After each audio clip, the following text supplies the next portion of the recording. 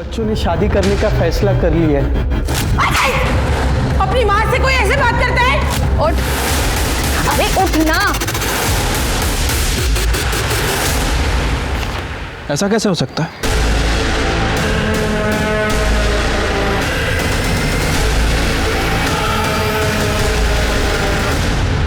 नमस्कार, आदाब। Crime petrol सतर्क 30 दिन 30 यूनिक केसेस की श्रृंखला में मैं अनूप सोनी आप सबका स्वागत करता हूं। क्राइम पेट्रोल के जरिए हमेशा हमारी यही कोशिश रही है कि हम समाज के हर वर्ग, हर तबके, हर उस इंसान की कहानी आप तक पहुंचाएं जिसके साथ अन्याय हुआ हो या फिर जो किसी भी तरह के क्राइम का विक्टिम बना हो। आज के इस केस को चुना है हमारे क्राइम एक्सपर्ट शम्स ताहिर खान ने। और क्यों चुना है, आइए उन्हीं से जानते हैं। नमस्कार, आदाब, सत श्री अकाल। मैं शम्स ताहिर खान क्राइम पेट्रोल सतर्क के जरिए इस पूरे महीने लेकर आ रहा हूँ कुछ ऐसी अनसुनी कहानियां जो मुझे लगता है आपको देखनी चाहिए।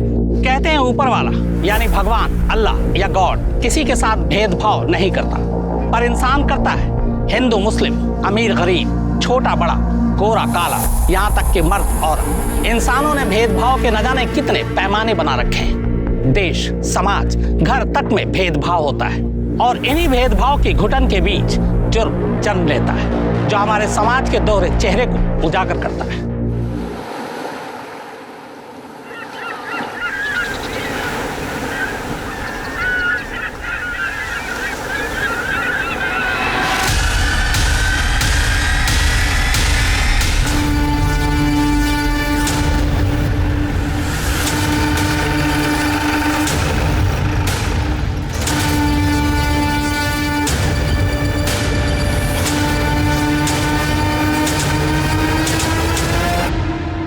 चेक करो। सर 20-22 साल के लगते हैं। मुझे लगता है कि कपल्स थे। सर शायद दोनों ने जहर खाया है। देखिए इन दोनों के मुंह पे सूखे हुए झाग का निशान है। चेक करो, सेक्सुअल असॉल्ट है। चलिए आप लोग।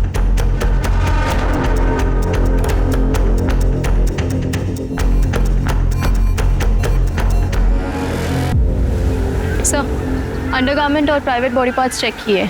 मरने से पहले लाश के साथ सेक्स हुआ है। सेक्स या रेप? सर एग्जैक्टली बता पाना मुश्किल है। ऐसे जगह अक्सर ये कपल्स ये सब कुछ करने आते हैं। मेकआउट हुआ होगा, बाद में सुसाइड कर लिया। क्या ऐसा भी हो सकता है सिर के? ये सुनसान जगह पे इसके साथ किसी ने रेप किया और सदमे में आके दोनों ने जान दी। लेकिन ये अभी बताना मुश्किल है। सर बॉडी चेक करो, कुछ मिलता है क्या देखो।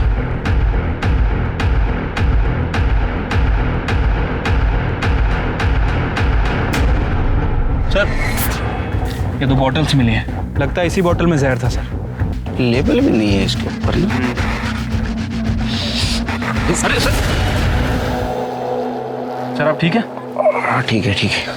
और कितना स्ट्रॉन्ग है सर। 2 दिन से आपकी तबीयत खराब है सर, एक बार ब्लड टेस्ट करवा लेते हैं ना। नहीं पहले ये इंपॉर्टेंट है, बाद में देखते ब्लड टेस्ट का। सर मैं एक काम करता हूँ, लैब टेक्नीशियन को बुलाता हूँ पुलिस स्टेशन, वही चेक कर लेगा। अरे तुम्हारे भाभी जैसा क्यों कर रहे हैं? पीछे क्यों पड़े मेरे? सर हमने पूरा एरिया चेक किया, फोन, आइडिया, पर्स, ऐसा कुछ भी नहीं मिला जिससे इन दोनों की पहचान हो सके। हो सकता है इनके घर वाले इनके रिश्ते से खुश नहीं थे, इसलिए इन्होंने सुसाइड किया। ये फिर इन्होंने इनकी आईडी क्यों छुपाई? तो इस लड़की की शक्ल देखकर लग रहा है कि मैंने इस लड़की को कहीं देखा है, लेकिन कहाँ देखा है कुछ याद नहीं आ रहा। सिर्फ बॉडी को पोस्टमार्टम के लिए भेज दो और फिंगरप्रिंट एनालिसिस के पास बोतल भेज देना और फॉरेंसिक टीम से पता करो उसमें कौन सा लिक्विड था, क्योंकि जब तक वो रिपोर्ट नहीं आएगी ये बताना बहुत मुश्किल है ये सुसाइड है या रेप।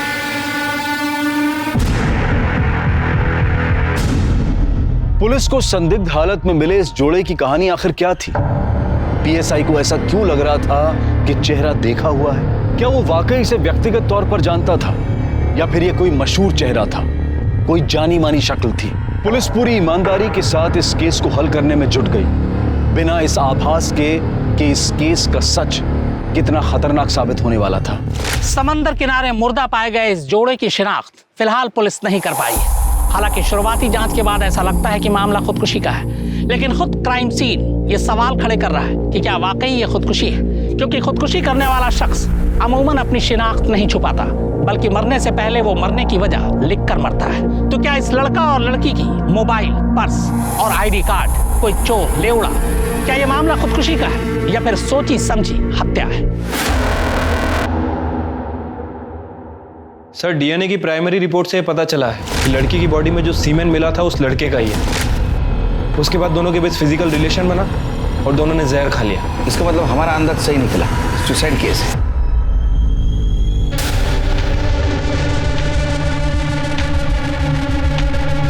हेलो, दे दिया सैंपल ब्लड का। अभी खुश चिरके। सर याद आ गया उस लड़की को कहाँ देखा मैंने। सर ये देखिए, इस लड़की को मैंने एड फिल्म में देखा था। मैंने अपनी बेटी को मजबूर बनने की नहीं बल्कि कामयाब बनने की सीख दी है। उसे पढ़ाया लिखाया ताकि वो जो चाहे वो बन सके। आज मेरी बेटी डॉक्टर बन चुकी है। इसलिए आप भी अपनी बच्चियों को पढ़ाइए लिखाइए, उनका भविष्य उज्जवल बनाइए। सर कब से सोच रहा था इस लड़की को कहाँ देखा है। अभी वो ब्लड सैंपल ले रहा था तब मुझे याद आया।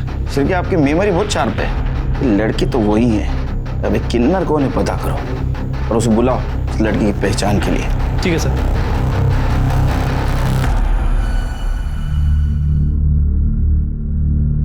आइए। मैडम नमस्ते, मैं चंपा शिंदे। आप मेरे को इधर काहे को बुलाए? आप शिल्पा शिंदे को जानती हैं? हाँ, मेरी बच्ची है, वो 2 दिन से गायब है। मैं पुलिस स्टेशन में रिपोर्ट भी लिखाई। आइए दिखाइए। शिल्पा मेरी बच्ची। मैडम कैसे हुआ ये सब? कौन मारा इसे? अभी कुछ कह नहीं सकते। शिल्पा के साथ जिस लड़के की बॉडी मिली है, इन दोनों ने जहर खा के आत्महत्या की है। मेरी बेटी जहर नहीं खा सकती, वो कभी भी आत्महत्या नहीं कर सकती। दूसरी बॉडी दिखाइए।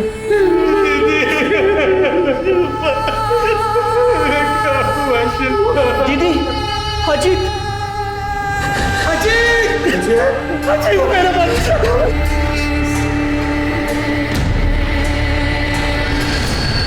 साहब, मेरी बेटी शिल्पा ने आत्महत्या नहीं की है, उसे मारा गया है, मर्डर हुआ है उसका। देखो उसने जहर खाया था और बाकी सब रिपोर्ट खाया नहीं साहब, उसे खिलाया गया है। मेरी बेटी बहुत हिम्मत वाली थी साहब, वो कभी भी अपनी जान नहीं ले सकती। शिल्पा की माँ धंधा करती थी, वो एड्स से मर गई। बेचारी शिल्पा तब 3 साल की थी, तब मैं उसको सहारा दी साहब, उसकी जिंदगी नरक होने से बचा ली। लेकिन एक बात बोलूं साहब, ये जो नॉर्मल लोगों की दुनिया है ना साहब, वो बहुत गंदी है। इस दुनिया से मैं शिल्पा को नहीं बचा पाई। वो जिधर भी जाती थी ना, स्कूल में, कॉलेज में, आस पड़ोस में, तो सब लोग उसको किन्नर की बेटी बोल के चिढ़ाते थे। जब भी शिल्पा कॉलेज जाती थी ना साहब, तब भी उसको यही सब सुनना पड़ता था। लेकिन अब वो लड़ना और पलट के जवाब देना सीख गई थी। अच्छा शिल्पा, तेरी तो वो बात सच हो गई यार कि मेरी माँ भी एक है, मेरा बाप भी एक है। हो गया तुम लोगों का। लेकिन एक बात बता दूं, मुझे मेरे पेरेंट्स पे बहुत गर्व है। बताऊं क्यों? क्योंकि उसने मुझे तमीज सिखाई, इंसान को इंसान समझना सिखाया, दूसरों की इज्जत करना सिखाया। वो सब सिखाया जो तुम दोनों के माँ बाप भी तुमको नहीं सिखा पाए। इसलिए तू अपने घटिया बिहेवियर से यहाँ पर इतनी देर से नमूना पेश कर रहा है। उठ, अरे उठना। और एक दिन उसे उसके सपनों का राजकुमार मिल गया, उसी के कॉलेज में, अजीत देशमुख।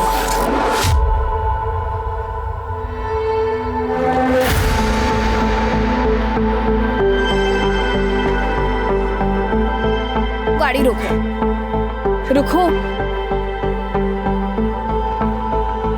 यही चाहते थे ना तुम? हाँ।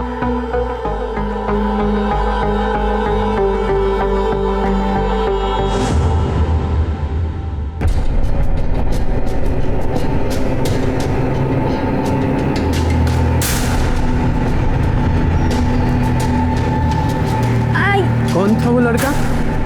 अरे बेटा तू बोल तो सही, वो पसंद है ना तुझको?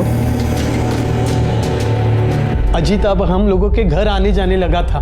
चलो बेटा शुरू करो। बेटा पहले भिंडी खाओ, मैंने अपने हाथों से बनाई है। भिंडी नहीं, भेंडी बनाती है तू।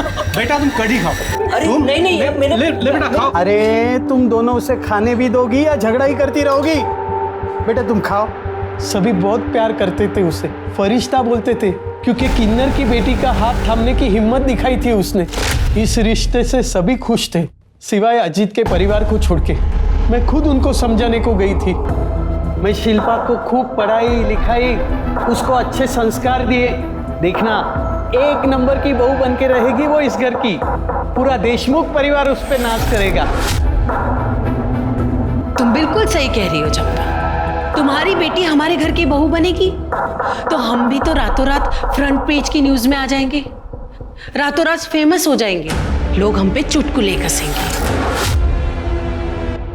और जब उनके बच्चे होंगे ना तो तुम ताली पीटने और नाचने गाने आ जाना।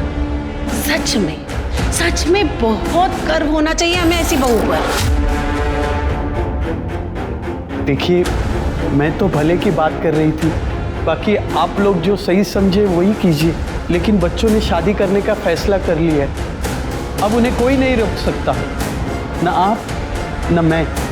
साहब, पक्का तो नहीं कह सकती कि ये सब देशमुख परिवार ने किया है। हाँ, लेकिन इतना पक्का कह सकती हूँ कि अजीत और शिल्पा ने आत्महत्या नहीं की। उन दोनों को मारा गया है साहब। उन दोनों के कातिलों को पकड़िए साहब, उसमें मेहरबानी करिए साहब, उन दोनों के कातिलों को पकड़िए। संभालिए अपने आप को, जो सच होगा वो जल्द सामने आ जाएगा। शिरके, चलो अजीत के इज्जतदार परिवार से मिलके आते हैं, देखते हैं उनका क्या कहना है। इसमें कहना क्या है इंस्पेक्टर साहब? आप ही बताइए, कौन एक किन्नर की बेटी को अपने घर की बहू बनाना चाहेगा? हमने अजीत को बहुत समझाने की कोशिश की, लेकिन वो सुनने को तैयार ही नहीं था। कि अजीत की दी हुई शय थी कि एक किन्नर की इतनी हिम्मत हुई क्या वो हमारे घर आके हमें समझा रहा था। तो उस किन्नर की हिम्मत हुई आपके घर आने की, लेकिन आप लोगों में बिल्कुल श्रद्धा नहीं कि अपने खोए हुए बेटे की मिसिंग कंप्लेंट करे पुलिस में जाके। सर, अजीत अक्सर शिल्पा के घर जाया करता था, तो कहीं कहीं दिन वही रहा करता था, तो हमें लगा कि वो वही होगा। चलो मान लो आप लोगों को पता नहीं था कि वो मर चुका है, लेकिन हमने खुद आपको बोला कि वो मर गया। हम यहाँ खुद ही आपको बताने के लिए आए, फिर भी आप उसके आइडेंटिफिकेशन के लिए आने के लिए तैयार नहीं हो। मेरे पति की तबीयत ठीक नहीं रहती है, इसीलिए मैं अभी केशव को भेजती हूँ। केशव, मैं कैसे जा सकता हूँ? मुझे तो बिजनेस मीटिंग है। केशव। इंस्पेक्टर साहब, अब चलिए, मैं आता हूँ थोड़ी देर।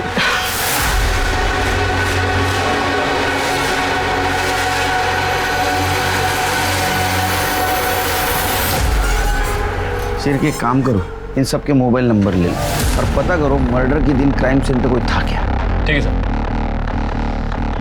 जिसने हिंदुस्तान की हजारों लाखों माओं को एक सीख दी कि बेटी को बोझ नहीं मानते, उसे पढ़ाना लिखाना चाहिए, लेकिन वो आज खुद टूटकर पूरी तरह बिखर चुकी है। उसकी बेटी शिल्पा की संदिग्ध मौत ने उसे पूरी तरह झकझोर दिया है। सर, चंपा का ये कहना है कि शिल्पा और अजीत ने आत्महत्या नहीं की बल्कि उसका मर्डर हुआ है। इस बारे में आप क्या कहना चाहते हैं? कुछ बता नहीं सकते, तहकीकात जारी है। Sir, one more question sir. क्या चल रहा है? हाँ, हमें हमारा काम ही करने दो, आप जाइए घर पे। साहब, मैं नहीं बुलाई ये लोग को, हम लोग तो घर पे ही जा रहे थे। ये लोग कहाँ से आगे पता नहीं हमको। आई, घर चलना। जब से शिल्पा गायब हुई है तब से तूने कुछ खाया भी नहीं। ये कौन है? ये सूरज है, मेरे चाय का बाकड़ा संभालता है, मेरा बच्चा है वो। लेके जाओ इनको घर पे। जाओ तुम लोग भी जाओ, कुछ रहेगा तो बताएंगे हम। जाओ। सर, अजीत के पिता यशवंत देशमुख आए थे। उन्होंने ये बात कंफर्म की है कि शिल्पा के डेड बॉडी के साथ जिस लड़की की डेड बॉडी मिली है वो अजीत देशमुख की है। इतना अजीब परिवार मैंने आज तक नहीं देखा सर। जवान बेटे की मौत हो गई, लेकिन परिवार के किसी भी सदस्य के चेहरे पर सिकन तक नहीं आई सर। यहाँ तक कि अपने बेटे की बॉडी तक देखने नहीं आए। अरे वो किन्नर के बेटी के साथ शादी करने वाला था ना, हो सकता है इस वजह से पूरा परिवार उससे नाराज हो। सर, अजीत और शिल्पा की मर्डर की वजह भी हो सकती है ये। हाँ, लेकिन मर्डर हुआ तो हाँ, अभी तक तो सुसाइड लग रहा है। वो अजीत के कॉल रिकॉर्ड्स में कुछ मिला? सर, वैसे तो कुछ खास नहीं मिला है। हालांकि उन दोनों के फ़ोन तभी स्विच ऑफ हुए थे जब उन दोनों का मर्डर हुआ। फ़ोन रिकॉर्ड को मैंने अच्छे से चेक किया है, कुछ सस्पिशियस नहीं मिला है। वो दोनों एक दूसरे से ही बात करते थे। और फिंगरप्रिंट और फॉरेंसिक रिपोर्ट का क्या हुआ? सर, फिलहाल ये दोनों रिपोर्ट नहीं आई है। शिल्पा बहुत सही लड़की थी मैडम, उसका किसी के साथ कोई पंगा नहीं था, हमेशा खुश रहती थी और लोगों को भी हमेशा खुशी रखती थी। और तू, तेरे साथ कैसी थी? मैडम, आप चाय पियेंगे? विलास, 2 चाय। उसकी कोई ज़रूरत नहीं है, पहले बता तेरे साथ कैसी थी? मेरे साथ भी अच्छी थी मैडम, सब बात बोलती थी मेरे को, उसे फ़ोटो खिंचाने का बहुत शौक था। हमेशा मेरे को फ़ोटो निकालने के लिए बोलती थी। ये देखो ना मैडम, उसकी फ़ोटो, ये जब उसने पहली बार साड़ी पहनी।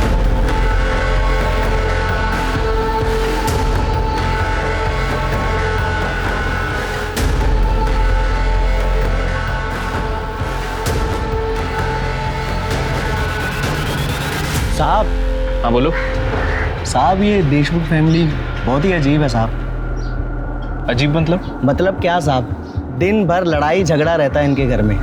ये तो खुद भी एक दूसरे से अच्छे से बात तक नहीं करते। और उनका बेटा है ना अजीब, क्या बताऊं साहब, मैंने सुना है कि वो एक नंबर का दारूबाज है, नशेड़ी है, गंजेड़ी है। अभी कुछ दिन पहले अपनी माँ से खूब झगड़ा किया ना वो। किस बात पे झगड़ा हुआ था? साहब उसको लगता था कि उसकी माँ का ना वो कोई वैद है, उसके साथ लफड़ा चालू है। मैंने बताया ना आपको साहब, बहुत अजीब फैमिली। अरे उनके घर में कोई बीमार पड़ता है ना तो डॉक्टर थोड़ी ना आता है, वो वैद्य ही है सत्यानंद, वही सबकी बीमारी का इलाज करता है। हाँ अभी थोड़े दिन पहले मैं इस्त्री करे हुए कपड़े लेके गया था मालकिन को देने के लिए, तो दरवाज़ा खुला था साहब, तब मैं अंदर देखा दोनों माँ बेटे में वैद्य को लेके खूब बुमा बुम चालू था। जब आपकी तबीयत खराब है ही नहीं तो फिर आप हर दूसरे दिन उस वैद्य के पास क्या करने जाती मेरी हैं? तबीयत इसलिए ठीक है क्योंकि मैं वैद्य जी के पास जाती रहती हूँ। जब वैद्य जी यहाँ पर बाबा का इलाज करने आते हैं तब आप अपनी प्रॉब्लम्स नहीं बता सकती। मैं वैद्य जी के यहाँ अपनी तबीयत के हिसाब से जाऊंगी या तुम्हारी सहूलियत के हिसाब से? आई बहाने देना बंद कर, मुझे ना सब पता है तेरे और उस वैद्य जी के बीच में ना क्या चल रहा है और क्या नहीं चल रहा है। तुझे शर्म नहीं आती अपनी माँ पे इतना घटिया इल्जाम लगाते हुए? तो आपको शर्म आती है ऐसी घटिया हरकत करते हुए और उस वैद्य जी के साथ सोते हुए? तमीज, अपनी माँ से कोई ऐसे बात करता है? साहब सब जगह पूरी बात फैल गई थी कि मालकिन का चक्कर है वो वैद्य के साथ। पता नहीं उस किन्नर ने और उसकी बेटी ने क्या जादू कर दिया था मेरे बच्चे पर। मेरा बेटा बिल्कुल बदल गया था, पहले अच्छा था, हंसकर बातें करता था, हमारे साथ टाइम बिताता, लेकिन जब से उस शिल्पा के चक्कर में पड़ा तब से घर वालों को कुछ समझता ही नहीं था, बात बात पे झगड़ा करता था। हमें पता चला है कि आपके बेटे का कहना था कि आपका और वैद्य सत्यानंद, आप दोनों का अफेयर चल रहा था। ये बिल्कुल झूठ बात है। पता नहीं ये बात उसके दिमाग में किसने डाल दी थी। मैंने उससे 1000 बार पूछने की कोशिश की लेकिन इस बात का कभी जवाब नहीं दिया उसने। और वो सत्यानंद जी, वो तो देव मानुस है, उनके बारे में तो ऐसा सोचना भी पाप। मैं आपको बता नहीं सकती कितनी तकलीफ होती थी अपने बेटे के मुंह से अपने बारे में ऐसी बातें सुनकर।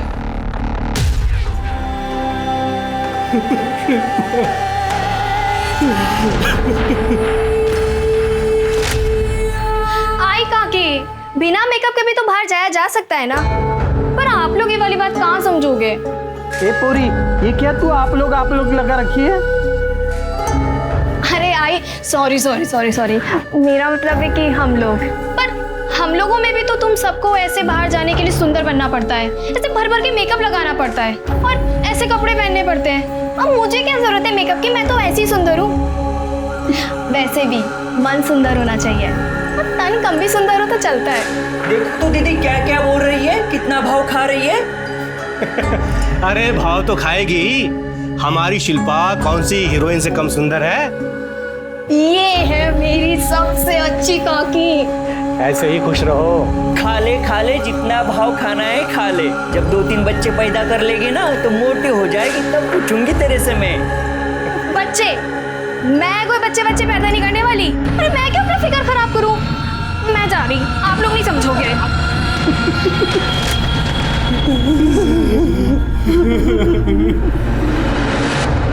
दामिनी, अगर अजीत के घर वाले और उस धोबी की माने तो अजीत एक नंबर का अय्याश लड़का था, शराब पीता था, ड्रग्स लेता था, अपनी माँ के चरित्र पर ही शक करता था। जबकि चंपा और बाकी लोगों की माने तो अजीत एक नंबर का परफेक्ट लड़का था। समझ नहीं आ रहा आखिर इस अजीत की सच्चाई क्या है। सो ये भी तो हो सकता है कि इन लोगों में से कोई अजीत के बारे में झूठ बोल रहा हो।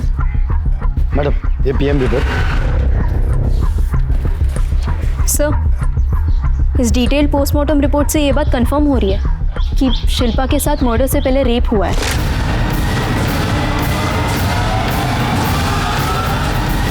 क्योंकि कॉन्डम के लुब्रिकेंट उसके प्राइवेट पार्ट्स में मिले। मतलब अजीत ने शिल्पा के साथ 2 बार सेक्स किया, एक बार कॉन्डम के साथ और दूसरी बार बिना कॉन्डम के। क्योंकि पहली पीएम रिपोर्ट में शिल्पा की बॉडी में जो सीमेन मिला था वो अजीत के डीएनए से मैच करता है। या फिर अजीत के अलावा कोई ऐसा है जिसने शिल्पा के साथ रेप किया। फिंगरप्रिंट रिपोर्ट दिखाना। ऐसा कैसे हो सकता है?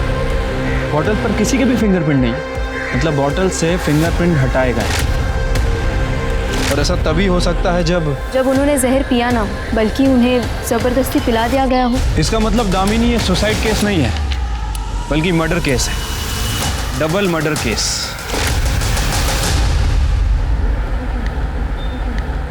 अरे आप लोग क्या समझेंगे कि एक माँ का कलेजा कैसे फटता है जब उसकी जवान बेटी को कोई मार डालता है।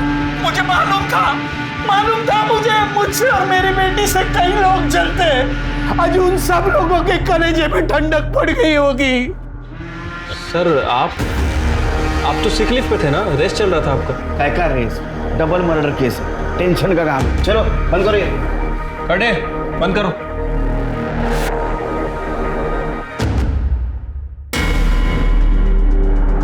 मर्डर ने सबसे बड़ी गलती ये की कि जबरदस्ती जहर पिलाने के बाद बोतल से अपने उंगलियों के निशान मिटा दिए। क्या ऐसा तो नहीं कि 21 फरवरी को अजीत और शिल्पा दोनों 8 से 9 के बीच मिले, उनमें फिजिकल रिलेशन डेवलप हुआ और उस वक्त वहां कोई आया, या तो पहले से वहां कोई मौजूद था, या तो प्लानिंग से, या तो रैंडमली।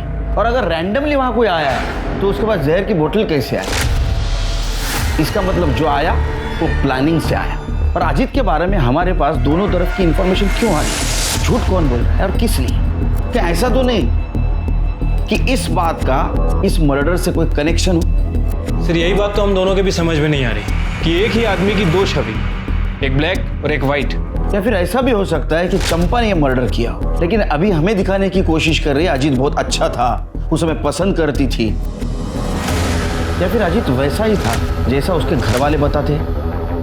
सर अगर ऐसा है तो फिर शिल्पा के साथ रेप और मर्डर क्यों हुआ? और अगर वाकई ऐसा है तो इस मर्डर में देशमुख फैमिली भी इन्वॉल्व है। पर सर देशमुख फैमिली अपने ही बेटे का मर्डर क्यों करवाएगी? वो सिर्फ शिल्पा का मर्डर करके छोड़ सकते थे। जरूरी नहीं दामिनी, क्योंकि सुहासिनी और बाकी लोगों के बयान के मुताबिक अजीत से वो सब परेशान थे। ऐसा भी तो हो सकता है कि दोनों कांटे एक साथ निकाले हो, या ऐसा भी हो सकता है कि एक तरफा प्यार का मामला हो सकता है सर। चंपा का मुंह बोला बेटा सूरज, मैंने उससे पूछताछ की थी। जिस तरह से वो शिल्पा के बारे में बात कर रहा था, उसके फोन में अपनी फोटोज नहीं शिल्पा की फोटोज थी। उसके बात करने के तरीके से तो यही लग रहा था कि उसे शिल्पा पसंद थी। तो तुम्हारा कहना ऐसा है कि वो साइलेंट लवर सूरज, उसके पास मर्डर का मोटिव था? Yes sir. हो सकता है शिल्पा से बदला लेने के लिए उसने उसका रेप किया। उसके बारे में इंफॉर्मेशन निकालो, आगे पीछे कौन है जरा पता करो, और मर्डर के दिन वो कहाँ था ये भी पता करो। Yes sir. दामिनी 4 चम्मच शक्कर वाली चाय बोलना। अरे सर आपका शुगर वैसे ही थी। के चुप बैठ, मुझे कुछ नहीं हुआ। जब तक मैं शक्कर वाली चाय पीता नहीं मेरा दिमाग नहीं चलता है, समझा ना? 4 चम्मच शक्कर वाली चाय।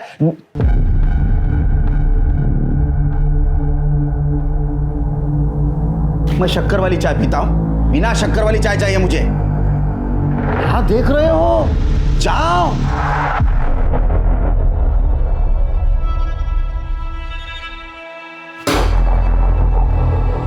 करेले का जूस तुम्हारे लिए, और शिरके ये आज ही खत्म होना चाहिए। हो गई नहीं सर, दूं? सर अजीत देशमुख के पिता यशवंत देशमुख आपसे मिलने आए। बोला सर, मैंने उनको बोला पर वो बाहर ही बैठ गए, शायद उनकी तबीयत ठीक नहीं है।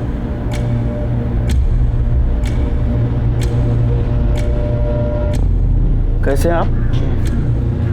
इंस्पेक्टर साहब, मैं पूछने आया हूँ मेरे अजीत को किसने मारा? हम पता लगाने की कोशिश कर रहे हैं, जल्दी पता चल जाए। जल्दी पता लगाइए। मैं जानना चाहता हूँ मेरे इतने शरीफ बेटे को किसने मारा और क्यों? शरीफ, आप लोगों का तो कहना था कि वो अय्याश था। उसे कोई बुरी आदत नहीं थी, ईमानदार था, नेक था, सबकी इज्जत, सबकी इज्जत। हॉस्पिटल संभालो। मेरी बेटी का कातिल चैन से नहीं जी पाएगा, नहीं जी पाएगा वो शिल्पा। एकदम हीरोइन लग रही है तू, किसी की नजर ना लगे मेरे बेटी को। सही कहा आपने, शिल्पा के पास फेस के साथ साथ एक्टिंग का टैलेंट भी है। अगर ये चाहे तो इंडस्ट्री पे राज कर सकती है। अरे नहीं रे बाबा नहीं, हम लोग को जाने का ही नहीं है उधर। सब भेड़िए तुम लोग के धंधे में, मेरे को सब मालूम है। आज मेरी बेटी डॉक्टर बन चुकी है, इसलिए आप भी अपनी बच्चियों को पढ़ाइए लिखाइए, उनका भविष्य उज्जवल बनाइए। जब उनका भविष्य उज्जवल बनेगा तो वो आगे बढ़ेगी और साथ साथ हमारा देश भी आगे बढ़ेगा।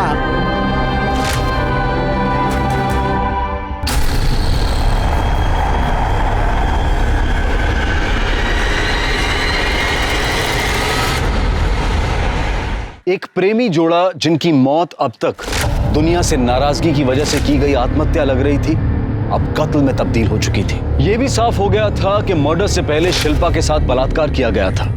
पुलिस के पास सस्पेक्ट तो कई थे, लेकिन सबूत किसी के भी खिलाफ नहीं था। मीडिया भी इस पर अपनी नजर बनाए हुए था और तभी यशवंत को हॉस्पिटल भेजने से पुलिस को एक उम्मीद मिली। यशवंत की ब्लड रिपोर्ट में एक ऐसा सच सामने आया जिससे यह पता चला कि उसे किसी ऐसी जड़ी बूटी का सेवन करवाया जा रहा था जो धीमे जहर की तरह काम कर रही थी, जिसकी वजह से वो कमजोर था, बीमार था और मौत की तरफ बढ़ रहा था। इस जड़ी बूटी की इतनी गहरी जानकारी सिर्फ एक इंसान को हो सकती थी और वो था देशमुख परिवार का वैद्य सत्यानंद।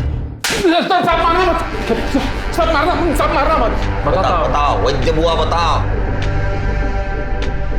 सर वो दवा के नाम पे जो जड़ी बूटी मैं यशवंत को देता हूँ वो धीरे धीरे जहर का काम करती है और उसी की वजह से यशवंत बीमार रहता है। पर लेकिन ऐसी जड़ी बूटी क्यों देता था उसको? सर वो मैं अरे मैं क्या बोल।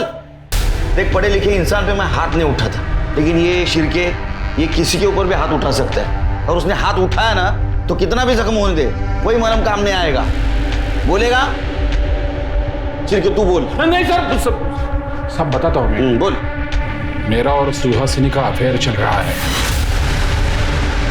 तो हमने तय कर लिया कि हम यशवंत को कमजोर बना देंगे, धीरे धीरे जहर देकर मार देंगे ताकि हमारा रिश्ता बना रहे और हमारे ऊपर कोई शक ना करे। अरे का मातर चढ़ लगला कि तुला?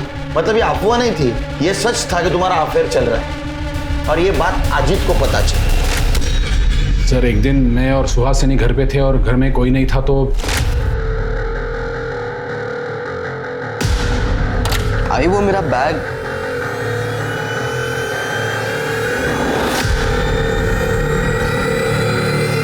अजीत और सुहासिनी के बहुत झगड़े होते थे, लेकिन सुहासिनी हमेशा यही कहती थी कि मेरे और उसके बीच में कुछ नहीं है।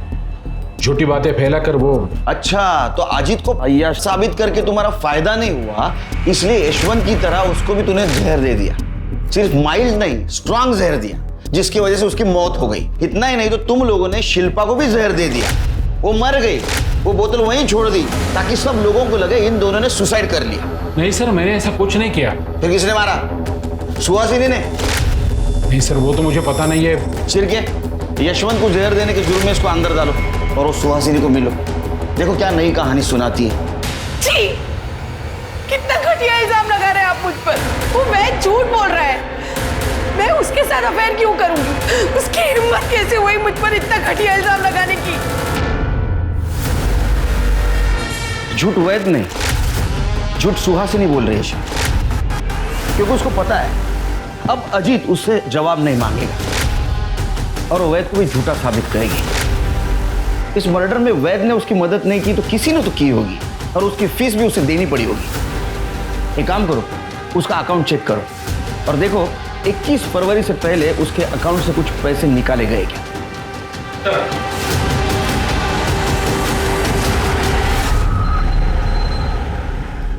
सर सुहासिनी ने अकाउंट से पैसे निकाले नहीं है, बल्कि 20 फरवरी को 1 लाख रुपए ट्रांसफर किए।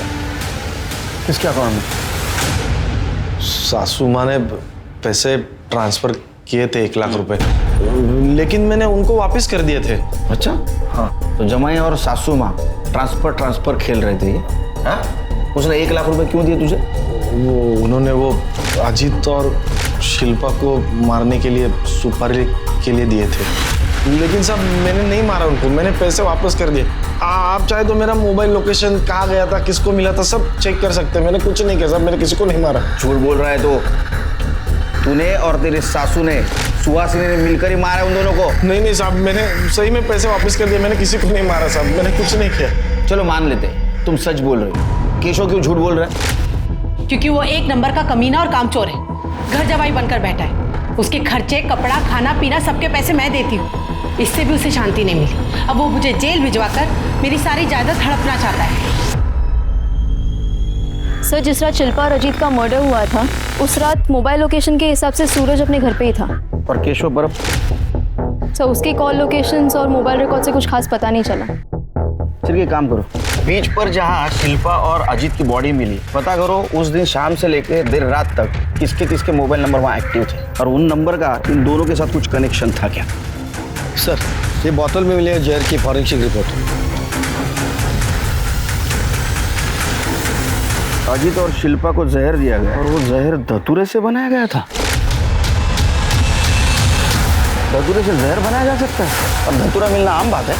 सर, वैसे धतूरा मिलता जंगल में है, लेकिन महाशिवरात्रि के दिन पे ये हर शिव मंदिर के बाहर मिलेगा, क्योंकि शिवरात्रि पे चढ़ावे में धतूरा चढ़ाने की प्रथा है। एक मिनट, महाशिवरात्रि 21 फरवरी को महाशिवरात्रि थी।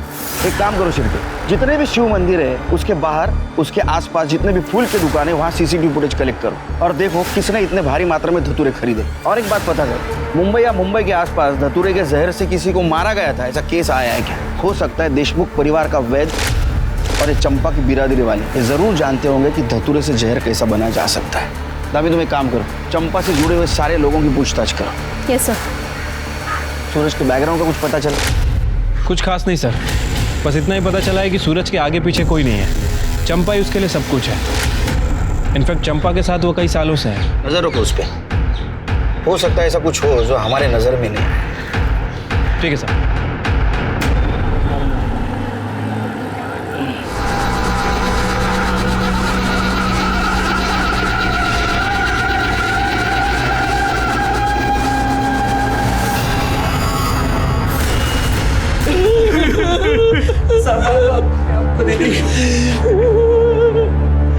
मार डाला, मेरे दोनों बच्चों को मार डाला। एक माँ की चीख पुकार है जिसने अपने 2 बच्चे एक के बाद एक खो दिए। अगर पुलिस शिल्पा और अजीत के कातिल को ढूंढ निकालती तो क्या सूरज जिंदा होता? क्या सूरज की हत्या को भी इसी कड़ी की साजिश माने? कैसे पुलिस की लापरवाही समझे? आखिर पुलिस कर क्या रही है? ये एक माँ की चीख पुकार है जिसने एक एक कर अपने दोनों बच्चों को खो दिया।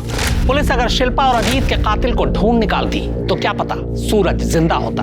क्या सूरज की मौत इस कड़ी का कोई हिस्सा है, या फिर सूरज शिल्पा और अजीत के कातिल को जान चुका था और इसीलिए उसकी जान चली गई? पुलिस की नजर में सूरज इस मर्डर में सस्पेक्ट था, फिर उसकी मौत पुलिस की कार्रवाई पर भी सवाल या निशान लगाती है कि आखिर पुलिस कर क्या रही है। पुलिस ये सोचकर हैरान थी कि क्या चंपा की बिरादरी में भी कोई ऐसा था जो इस रिश्ते के खिलाफ था। इस जानकारी को हासिल करने के लिए पुलिस ने खबरियों का जाल बिछाया और जो खबर सामने आई वो हैरान कर देने वाली थी। ठीक से बैठो।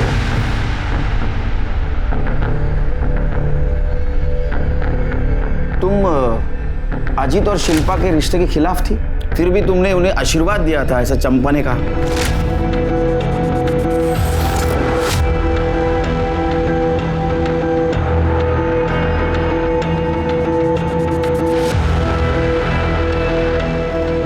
इसे हमारा आशीर्वाद समझ के पी जाओ। हमारी दुआओं से तुम फर्श से अर्श तक पहुंच जाओगे, जीवन में बहुत तरक्की करोगे, बहुत बड़ा नाम होगा तुम्हारा और हमारी बिरादरी तुम्हारे साथ होगी। लो पी लो।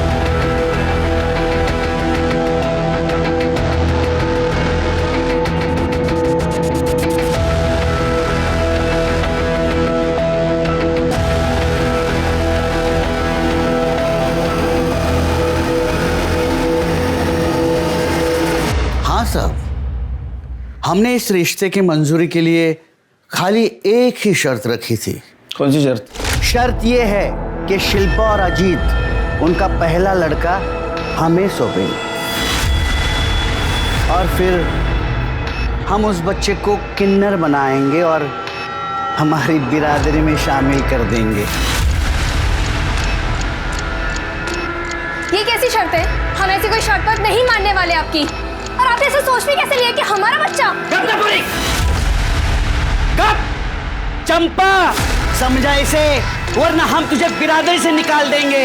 और बिरादरी से बाहर होना क्या होता है ये अच्छी तरह से जानती हो तुम। हाँ साहब, राजा रानी ने शर्त रखी थी, लेकिन ये बात मैं आपको कैसे बताती, क्योंकि ये हमारे बिरादरी की बात थी ना, और मैं बिरादरी से अलग थोड़ी हूँ। हमारी बिरादरी में राजा रानी सबसे बड़े होते हैं, उनकी बात कोई नहीं टाल सकता। तो भला मैं कैसे इनकार कर सकती थी? तो बिरादरी से बाहर होने के डर से तुमने अजीत और शिल्पा दोनों को रास्ते से हटा दिया, मार दिया उन्हें ना? वाह साहब वाह, मैं किन्नर हूं ये बात आप नहीं भूले, लेकिन मैं एक मां भी हूं ये बात आप भूल गए। शिल्पा की हालत मैं समझ सकती थी, क्योंकि उसकी तकलीफ मेरी तकलीफ थी। मैं सिर्फ उसकी सुरक्षा और भविष्य के लिए उसे मनाना चाहती थी, लेकिन ये हो न सका साहब। मेरे मनाने से पहले ही मेरी बच्ची मुझसे दूर चली गई साहब, मुझसे दूर चली गई।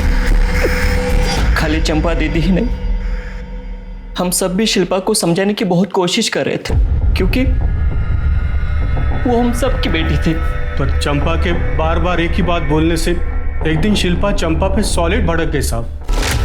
शिल्पा, मैंने तुम्हें पाल पोस के इतना बड़ा किया, क्या तुम मेरे लिए इतना भी नहीं कर सकती बेटा? इसी दिन के लिए पाला था मुझे कि एक दिन अपनी किन्नरों की बिरादरी बढ़ाने के लिए मेरे बच्चे की बलि चढ़ाओगी। आई, तूने पाल पोस के बड़ा किया, लेकिन ये याद रख कि मेरे वजह से तुझे इतना नाम मिला। एक्ट फिल्म करती है ना, 36 जगह इंटरव्यू देती है जाके, तो उसी टीवी पे जाके बोलना कि अपनी बेटी का बच्चा छीनकर उसे किडनैप बनाना चाहती है। फिर देख क्या होता है तेरे नाम और तेरी शौहरत के साथ। सर, मैंने 21 फरवरी की सारी सीसीटीवी फुटेजेस चेक की है। सर ये देखिए, वर्तक नगर के शिव मंदिर के बाहर के सीसीटीवी फुटेज में क्या मिला। दामिनी, तुमने 2 दिन पहले एक पेपर कटिंग फाइल में लगाई थी, उसको लेके आओ। सही देखिए,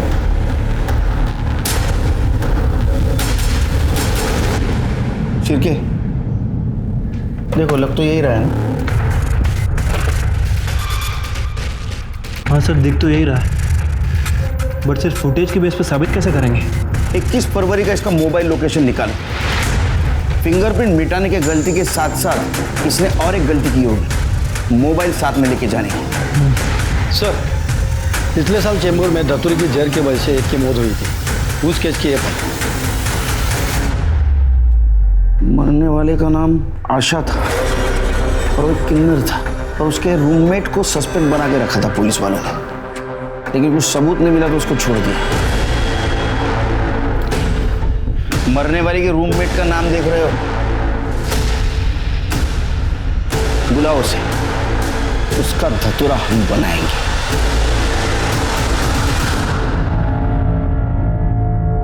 अरे क्या साहब, आप खाली फुकट मेरे को तकलीफ दे रहे हो। अरे मैंने कुछ नहीं की, माना कि आशा धतूरे का जहर खा के मर गई, वो मेरे साथ रहती थी ना, तो इसीलिए चेंबूर पुलिस मेरे को उठा के ले गई।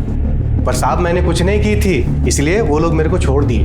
मतलब कल को कोई धतूरे का बीज खा के मरेगा तो आप लोग मेरे को उठाओगे, मेरे को फंसाओगे। बहुत लॉजिकल बात कर रही है ये ना, लेकिन हमारे पास एक नहीं बहुत सारे सबूत हैं, वो भी लॉजिक के साथ।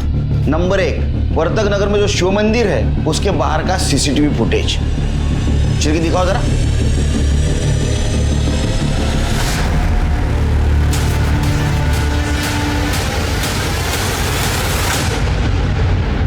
नंबर 2, जिस दिन शिल्पा और अजित का मर्डर हुआ उस दिन की तेरी मोबाइल लोकेशन वहीं की है। अब बोलेगा? कर दे। चल 4 नंबर तो बांब हो गया। सर मैं सब सच बताती, मेरे को मालूम था शिल्पा और अजीत गुपचुप किधर मिलते हैं। मैं गई उधर, मैंने मदद ली और दोनों को मार दिया। किसकी मदद ली?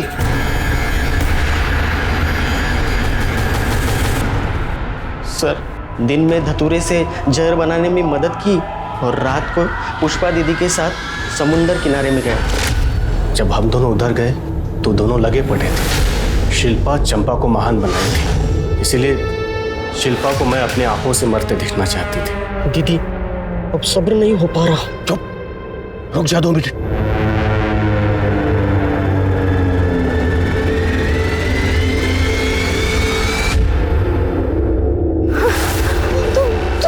मेरे को चंपा से बहुत जलन होती थी। धंधे वाली का बच्चा क्या पाल लिया उसने, सारी मीडिया उसके पीछे हो गई।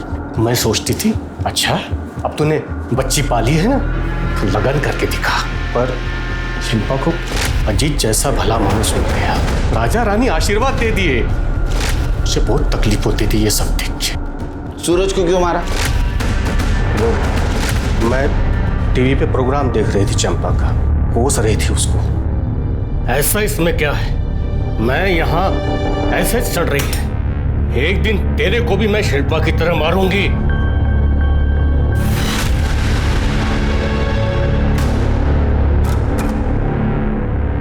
तू मारी ना मेरी शिल्पा को, तुझे छोड़ूंगा नहीं मैं, जान से मार दूंगा तुझे, जान से मार दूंगा मैं तुझे। इसके पहले वो मुझे मारता और फिर उसकी बॉडी को गोनी में भर के सुबह सुबह सोसाइटी के कचरे के पास फेंक दिया। शिर्के, पुष्पा के ऊपर सूरज, अजीत और शिल्पा के मर्डर का चार्ज लगा, और विलास इसके ऊपर मर्डर और शिल्पा का रेप इसका चार्ज लगा। चंपा ने एक किन्नर होने के बावजूद जिंदगी जीने का अपना एक अलग तरीका बनाया। नाच गाकर नहीं बल्कि मेहनत से रोजी रोटी कमाई।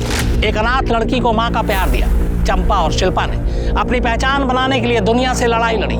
इस लड़ाई ने उन्हें शोहरत और नाम दोनों बख्शा, यहाँ तक कि लोगों को सोचने पर मजबूर कर दिया एक समुदाय की परेशानी के बारे में। मगर यही शोहरत उनकी दुश्मन बन बैठी। उसकी अपनी साथी पुष्पा ने उनकी जिंदगी उजाड़ दी। अगर नफरत को पालने की बजाय प्यार को जगह दें तो इंसानियत भी बची रहेगी और इंसान भी। देखते हैं हमारे आज के एपिसोड की दूसरी कहानी।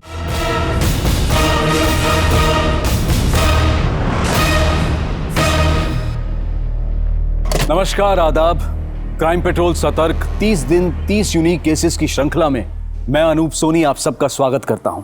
आज के इस केस पर अपना विश्लेषण देंगे हमारे मेहमान और जाने माने पत्रकार शम्स ताहिर खान। दिन दहाड़े एक औरत को चलती कार से फेंक दिया गया। ऐसी खबरें सुनकर अक्सर कई लोग ये सोचते हैं कि शायद मामला कार चोरी का हो। कुछ ये कहकर दिलासा दे देते हैं कि चलो कम से कम औरत की जान तो बच गई। मगर कई केस में ऐसा होता है कि जो बाहर से दिखता है वो अंदर नहीं होता। आज के केस में जुर्म की ये वो कहानी है जिसमें एक विक्टिम को पूरी साजिश के तहत मार दिया जाता है। ये केस इतना चुनौतीपूर्ण है कि गुरुग्राम पुलिस को सुलझाना वाकई किसी चुनौती से कम नहीं। अरे नहीं मैडम, मेकअप नहीं, फेशियल और मैनिक्योर भी करवाना है। एक रिक्वेस्ट है, 40 मिनट में हो जाएगा सर? हाँ हो जाएगा। So sweet of you, thank you. Pragya, तुम्हारे लेक्चर लेने से पहले सब कुछ हो जाएगा, मैंने बात कर ली है। राजीव क्यों परेशान हो रहे हो, मैं बाद में करवा लूंगी ना ये सब। देखो तुम्हारी हर एक जरूरत का ख्याल है मुझे। अब ज्यादा बहस मत करो, जाओ जल्दी जाओ। मैम प्लीज आइए मैम। ओके आइए।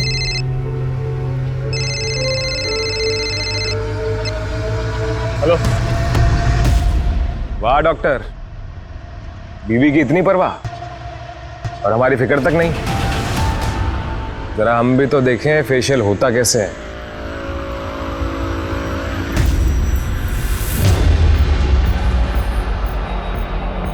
दीपक प्लीज देख प्रज्ञा का मूड मत खराब कर रहा है, ठीक है?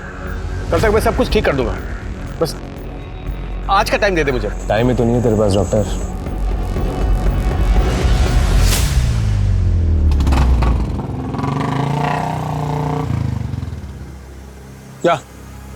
क्या घूर रहा है बे? क्या दिख रहा है? सुट्टा देना यार। राजीव, सिगरेट? तुम सिगरेट तो टेंशन में हो तो तब पीते हो ना? हाँ तो टेंशन तो होगी ना, क्यों इतनी खूबसूरत तो दिख रही हो तो। कुछ भी। अरे हाँ सच में, तुम किसी भी एंगल से 21 साल की लड़की की माँ तो लगती नहीं हो। बस अब बातें बनाना बंद करोगे? I am already late. चलो चलो चलो।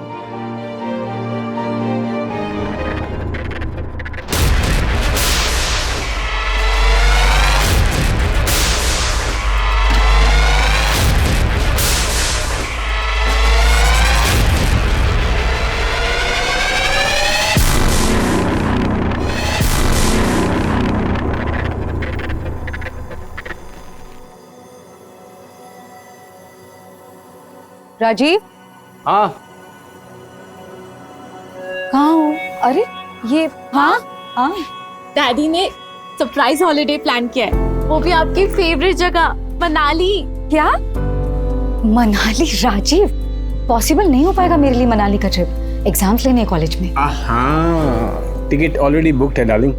देखो तुम अपना पैकिंग शुरू करो, हमने तो कर लिया है, मैं अभी आया, ठीक है? हाँ जी, ये क्या चल रहा है ये सब? प्रज्ञा, ये टाइम मैंने अपने परिवार के लिए निकाला है, तुम्हारे हर सवालों का जवाब मैं रास्ते में दूंगा, ठीक है?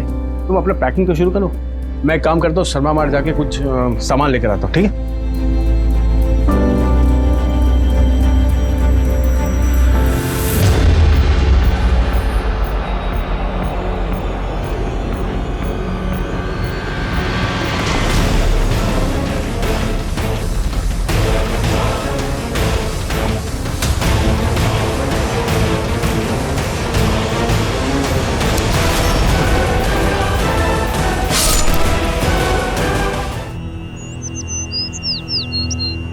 सर, मेरा नाम प्रज्ञा सैनी है। मेरे हस्बैंड राजीव कल रात से घर नहीं लौटे हैं। सर, शर्मा मार्ट बोल कर निकले थे, उसके बाद बहुत बार फोन ट्राई किया लेकिन फोन बंद आ रहा है। और हम सब कल मनाली जाने वाले थे, फिर अचानक से कहाँ चले जाएंगे? अलका, शर्मा मार्ट का सीसीटीवी चेक करो, पता करो कि राजीव वहाँ पहुँचा भी था या नहीं। सर, आप लोग मनाली क्यों जाने वाले? नहीं, इस वक्त वहाँ मौसम काफी खराब। डैडी का सरप्राइज प्लान था कि वो फैमिली के साथ टाइम बिताएंगे। राजीव के किसी के साथ कोई दुश्मनी या फिर आपको किसी पर कोई शक? डैडी होम्योपैथिक डॉक्टर है, उनके तो नेचर में ही है ना लोगों की हेल्प करना, उनका कभी किसी के साथ झगड़ा नहीं हुआ।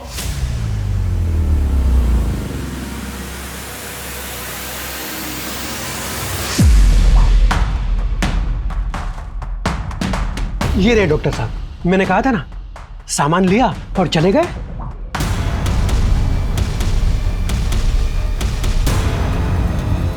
ये फोन किसका आया था? राजीव के कॉल रिकॉर्ड चेक किए, लास्ट फोन कैब एजेंसी से आया था। मतलब राजीव ने कहीं जाने के लिए खुद कैब बुक की थी। कैब एजेंसी से पता करो कि किस ड्राइवर ने राजीव को शर्मा मार्ट से पिक किया था। सर,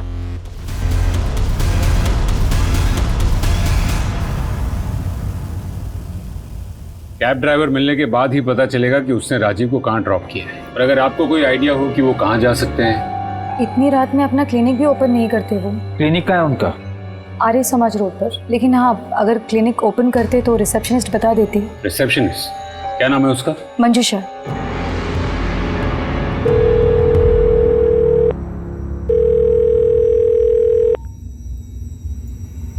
आज माँ तुम्हारे बारे में पुलिस को बताने वाली थी, मैंने रोक दिया, पर ज्यादा दिन नहीं रोक पाऊंगी।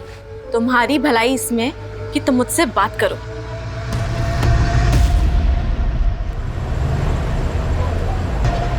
सर, आखिरी बार डॉक्टर 4 तारीख को ही आए थे और कुछ परेशान से लग रहे थे। Good morning sir.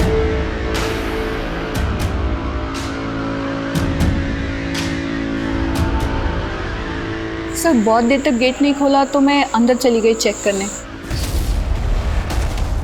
पर वहां पे डॉक्टर साहब तो कुछ और ही। सर, क्या है? बिना परमिशन के अंदर कैसे आ गए तुम? हाँ, गेट आउट। सर, बीवी और बेटी तो राजीव की अच्छाई का गुण गा रहे हैं और उनकी रिसेप्शन तो कुछ अलग ही कहानी बोल रही। 4 तारीख को राजीव की जिंदगी में ऐसा कुछ हुआ जिससे वो काफी डर चुका होगा। तो मनाली कोई हॉलिडे नहीं, अपने परिवार को शहर से बाहर ले जाने का एक बहाना था बस। और सर, प्रज्ञा ने कहा कि ब्यूटी पार्लर से आने के बाद से राजीव का मूड ऑफ था। 40 मिनट तक राजीव पार्लर के बाहर था। पता करो कि उस पार्लर के आसपास 40 मिनटों में राजीव के साथ हुआ क्या। और हाँ, उसका क्लिनिक भी अच्छे से चेक करो, आखिर वो इस हालत में अपने कैबिन में कर क्या रहा था। जी सर।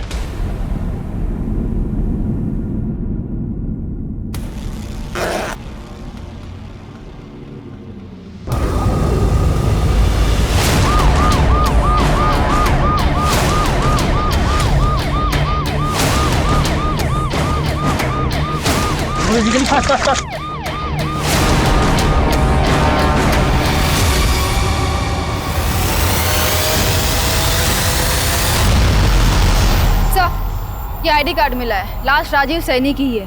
किसी धारदार हथियार से मार के फेंका गया है। अरे मम्मी की तबीयत खराब है, आज फुटबॉल मैच खेलने नहीं आ पाऊंगा।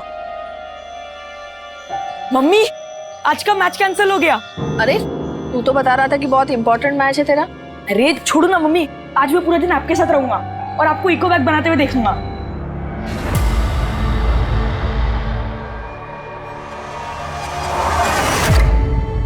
राजीव, राजीव, राजीव, राजीव।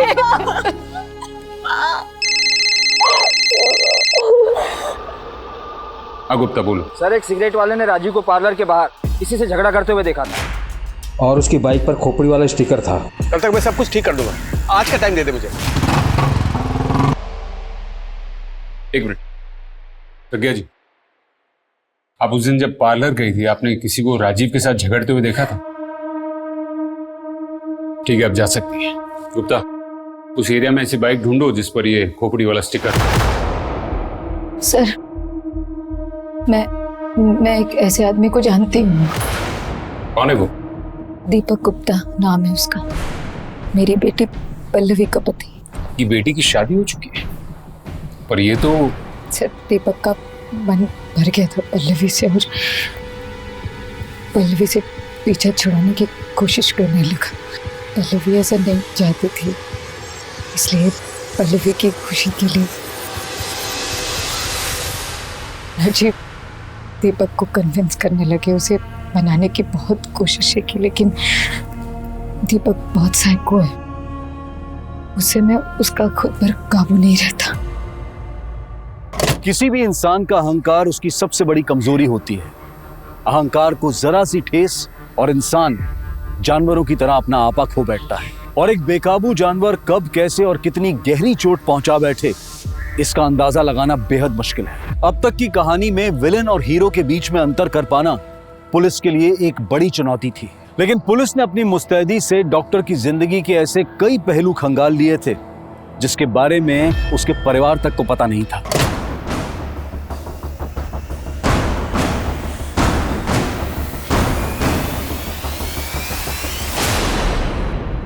लगता है भाग गया ही। दीपक की फोटो सारे पुलिस स्टेशन में भेज दो।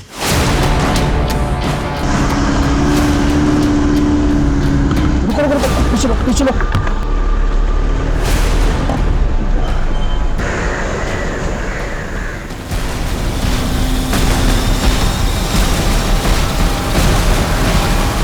उस शॉप वाले ने काली बाइक पर ऐसी खोपड़ी का स्टिकर है, ऐसे ही बताया था ना?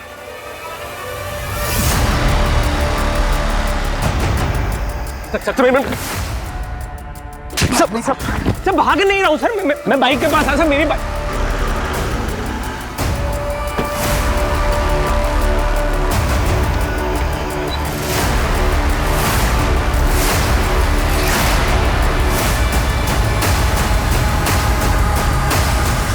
अपनी पत्नी से पीछा छुड़ाने के लिए तूने उसके बाप को ही मार दिया।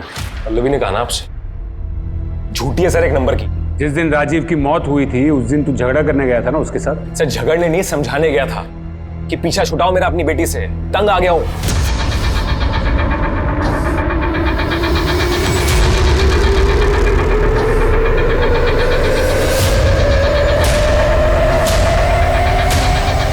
सर पल्लवी चाहती थी कि मैं हर चीज उसके डैडी की कॉपी करूं।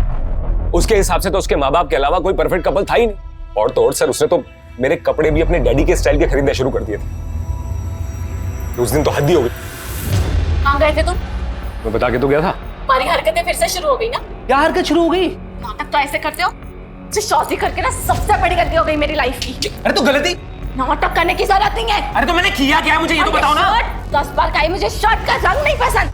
मेरे डैडी को देखा है इतने अच्छे कपड़े पहन। अरे हद होती है यार, हर बात में डैडी डैडी डैडी। नहीं बन सकता मैं तुम्हारे डैडी जैसा। और सुनो मेरी बात, अगर अपने डैडी से इतना ही प्यार है ना तो डैडी के साथ जाके रहो, मेरे साथ मत रहो। ये देखिए सर, चोट देखिए सर। पति पत्नी के झगड़े में यही होता है, लोग ना हमेशा पति के ऊपर उंगली उठाते हैं। और सर आपको यकीन नहीं आता ना तो ये देखिए, सुनिए आप इसे। आज माँ तुम्हारे बारे में पुलिस को बताने वाली थी। तुम्हारी भलाई इसमें कि तुम मुझसे बात करो। सर एक मिनट।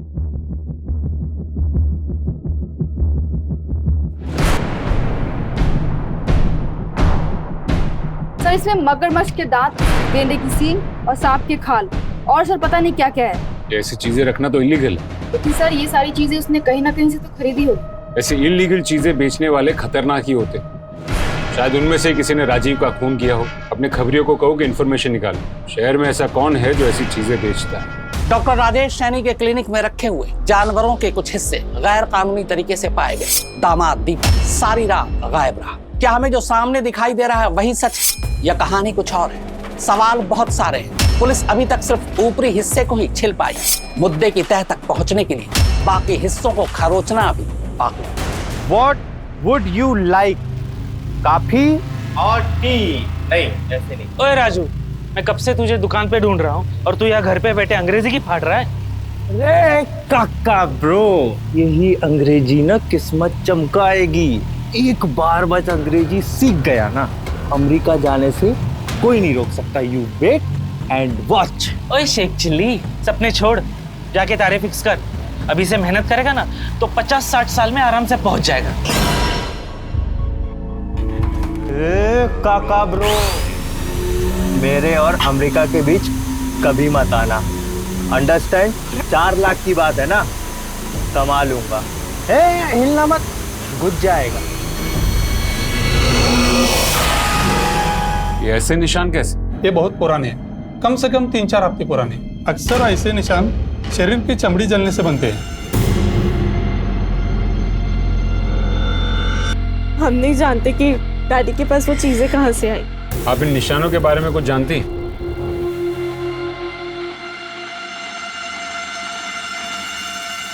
इन चीजों के बारे में मुझे कभी कुछ नहीं बताया। बताया तो बहुत कुछ नहीं था आप लोगों से। वैसे इस घर के बाहर राजीव की एक अलग दुनिया थी।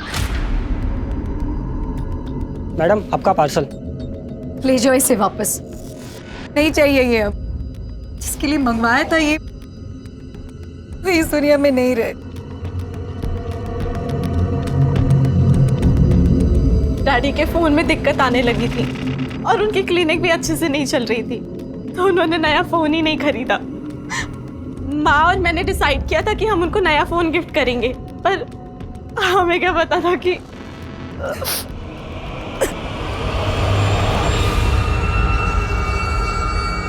राजीव ने जो कैब ली थी शर्मा मार्ट के बाहर से, वो ट्रेस हो गई है सर। 4 तारीख की रात को शर्मा मार्ट के बाहर से तुमने इसे पिक किया था?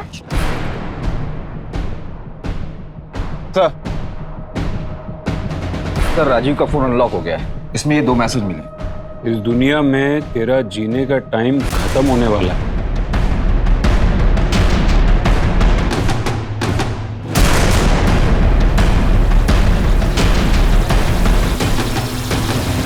मैडम उसको उस दिन इधर ही उतारा था, फिर वो सीधा उस तरफ चला गया। सर नंबर सेव नहीं है, फिर भी ट्रैकिंग पे डाल दिया है। मारने की धमकी दी, फिर भी राजीव ने पुलिस कंप्लेन नहीं की।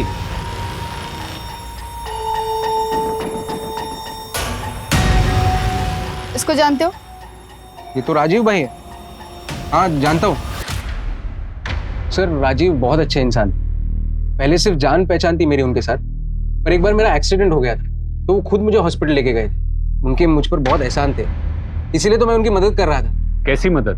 सर उनको 4 कार चाहिए थे, इसीलिए 4 तारीख को सारे डॉक्यूमेंट्स लेकर मेरे पास आए थे।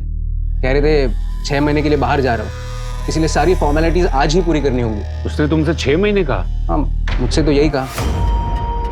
रॉनी ये तुम्हारे लिए। क्या है मम्मी? फुटबॉल। सच्ची? ये तो मुझे कब से चाहिए था। बेटी की शादी खतरे में थी, क्लिनिक भी सही चल नहीं रहा, फिर भी 4-4 गाड़ियां लेनी थी। क्यों? पापा ने भेजा है? नहीं, वो पवन जी है ना जो हमसे हमेशा बैग खरीदते हैं, उन्होंने भेजा है तुम्हारे लिए। इतने अच्छे अंकल है मम्मी, मैं संतुल लेके जाके खेलूं? जाओ।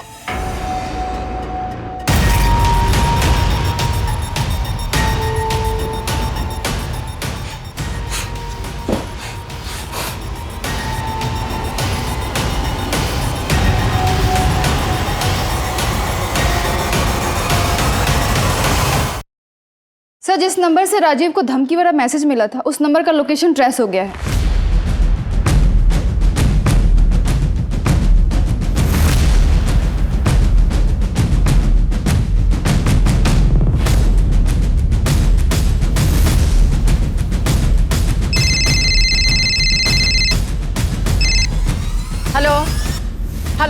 मैडम जी राजीव सैनी को जानती हैं आप? राजीव सैनी डॉक्टर साहब, उनके घर तो मैं झाड़ू पोछा करती हूँ। साहब मुझे तो फोन उठाना और काटना आता है, बस ये मैसेज मैं नहीं जानती। तुम्हारा फोन तुम्हारे अलावा कोई और इस्तेमाल करता है? जी घर में एक पोता है ना, कभी कभी वो फोन उठा लेता है।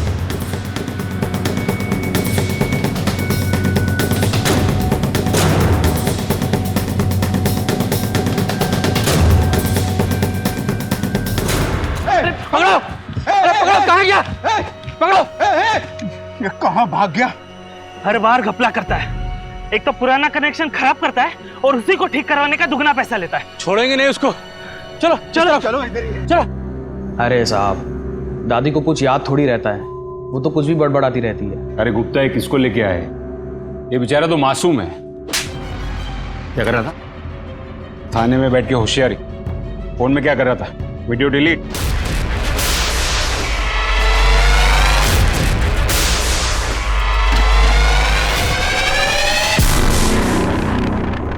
ऐसे वीडियो निकालता है? हाँ? ऐसे वीडियो निकालता है पल्लवी की, और राजीव को पता चल गया इसलिए तूने उसको मार डाला? नहीं नहीं सर, मैं तो सिर्फ मजे के लिए वीडियो बनाता था। नहीं सर, गलती हो गई सर। लेकिन मैंने किसी को मारा नहीं है सर। उनके ऑलरेडी बहुत सारे दुश्मन थे सर, किसी ने मार दिया होगा उनको। तुझे कैसे पता उसके बहुत सारे दुश्मन थे?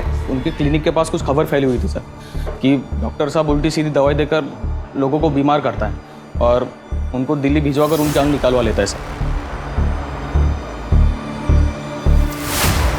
सर अफवाह तो थी, इसलिए तो डॉक्टर के पास पेशेंट्स कम आते थे। अफवाह थी, हकीकत ये तो हम पता लगा ही ली, पर राजीव का इन सब से कोई लेना देना नहीं था। नहीं सर, डॉक्टर राजीव तो बहुत अच्छे इंसान थे। डॉक्टर अनिल के वजह से उनकी अफवाह उड़ी। डॉक्टर अनिल? हाँ पल्लवी बोलो। सर मेरी माँ पर किसी ने अटैक किया है। क्या? वो बेहोश है, मैं उनको हॉस्पिटल लेकर जा रही हूँ। हम अभी पहुंचते।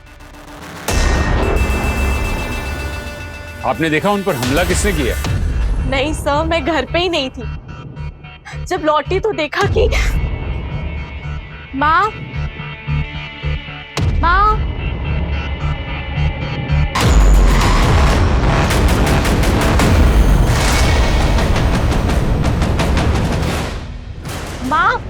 कौन है ये लोग? पहले मेरे डैडी को मार दिया, अब मेरी माँ के भी पीछे पड़ गए। आपको क्या लगता है किसने किया होगा आपकी माँ के साथ? और कौन? दीपक नहीं किया होगा ये सब।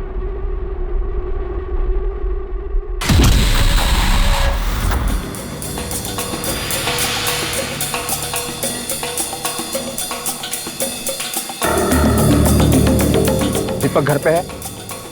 नहीं है सर। तुम स्टूडेंट हो दीपक के? हाँ सर। हाँ सर। 4 तारीख को इंडस्ट्रियल ट्रिप पर दीपक के साथ गए थे तुम लोग? हाँ सर, हम दोनों गए थे। क्या उस दिन दीपक पूरे दिन तुम लोगों के साथ था? हाँ, पर सर रात में कहीं चले गए थे। सही में बोल। सर आप यहाँ? तो टाइम नहीं है मेरे पास अभी, वरना जो पीछे छुपा रहे हो ना तुम दोनों, इसके लिए दोनों को सस्पेंड कर देता।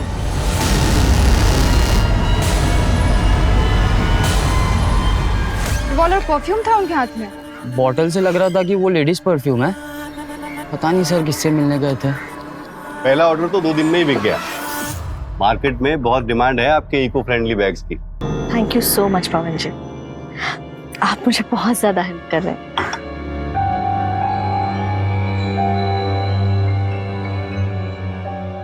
वो नए डिजाइन से वो सारा स्टॉक दिखा देती हूँ मैं आपको।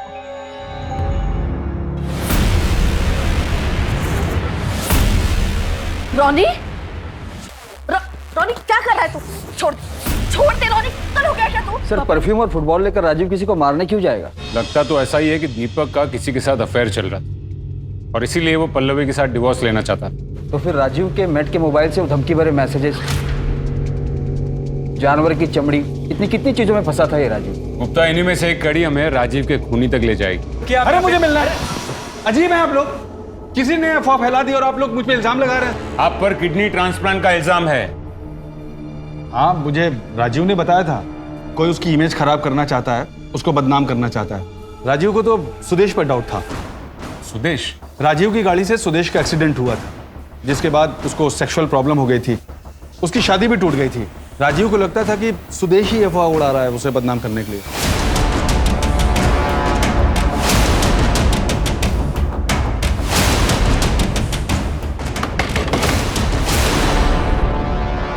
जी, राजीव ने आपकी जिंदगी बचाई या फिर राजीव की वजह से आपकी जिंदगी बर्बाद हो गई? बर्बाद तो हुई थी, मगर राजीव ही अपनी गलती सुधारने के लिए मेरा इलाज कर रहे थे। टीना,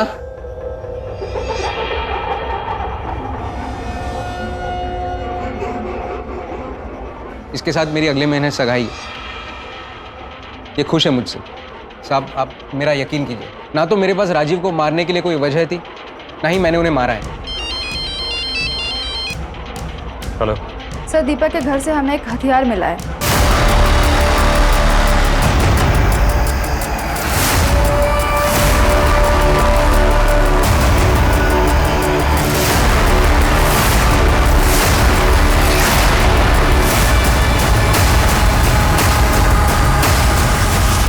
सर, फॉरेंसिक ने कंफर्म किया है जो चाकू हमें दीपक के घर से मिला था उसी से राजीव का मर्डर हुआ है। दीपक ही राजीव का खूनी है। इंडस्ट्रियल टिप से फरार होना, ये सारी कड़ियां जुड़ गई हैं। दीपक की फोन लोकेशन ट्रेस की? सर, उसकी फोन लोकेशन तो ट्रेस नहीं हो पा रही है, लेकिन उसके कॉल लिस्ट में किसी संतोष का नंबर है। डेली बात करता था। ये एड्रेस निकालो संतोष का। सर। जी सर।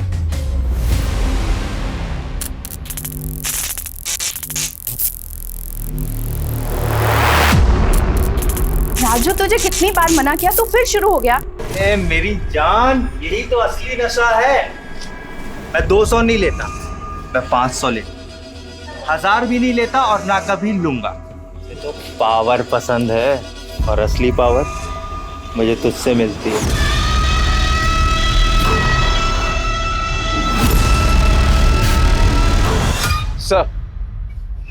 सर, दीपक तो नहीं मिला और संतोष को ले आए।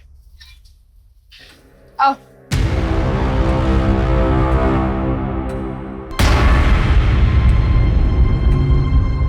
दीपक को कैसे जानती हैं आप?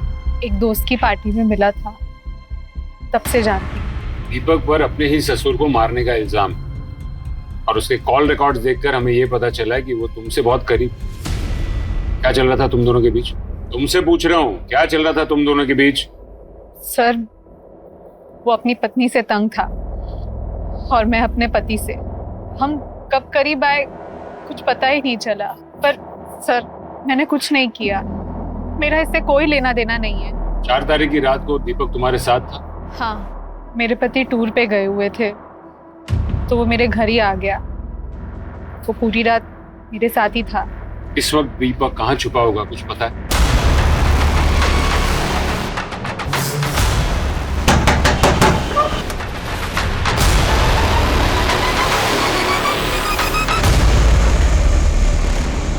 बहुत छुपन छुपाई खेल।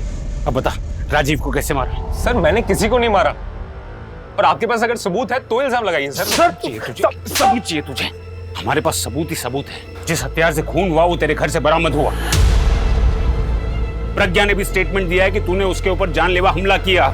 इतने में ना तेरी उम्र कैद पक्की। सब झूठ बोल रही है वो। मुझे पल्लवी ने घर बुलाया और जब मैं घर गया तो वहां कोई था ही नहीं।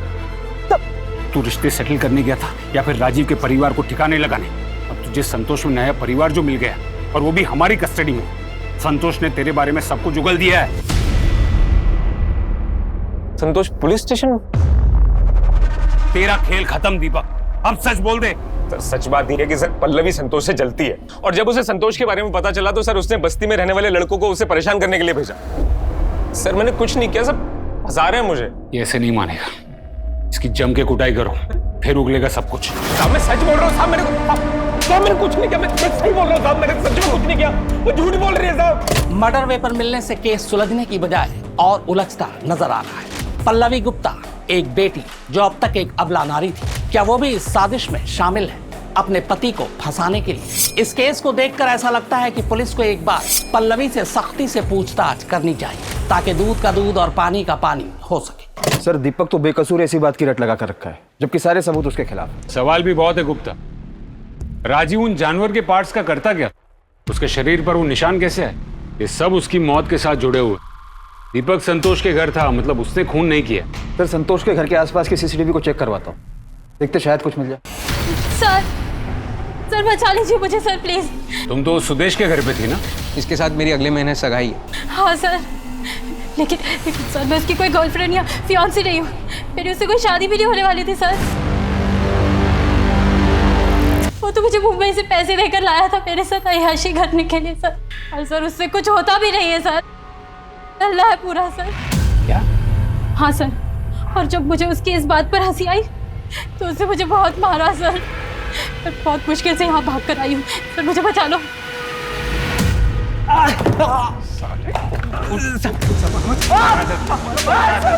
पुलिस से सच बोलना। साले, जो आदमी औरत पे हाथ उठा सकता है उसके लिए मर्डर करना मुश्किल नहीं है। राजीव को बदनाम करने के लिए तूने ये अफवाह उड़ाई थी ना? हाँ साहब, मैंने अफवाह उड़ाई क्योंकि उसने मेरी जिंदगी बर्बाद करके रख दी। तो मार दिया उसे, हो गया बदला पूरा तेरा। नहीं सर, मैंने मारा नहीं उसे। राजीव ने कहा था कि मेरी बीमारी का होम्योपैथी में इलाज है, मगरमच्छ के दांत। अगर वो मरता नहीं साहब तो शायद आज मैं ठीक हो जाता। तो वो सब सामान राजीव तेरे लिए मंगवाता था? किससे मंगवाता था वो सामान? नोएडा में लल्लन नाम का एक आदमी है, उससे।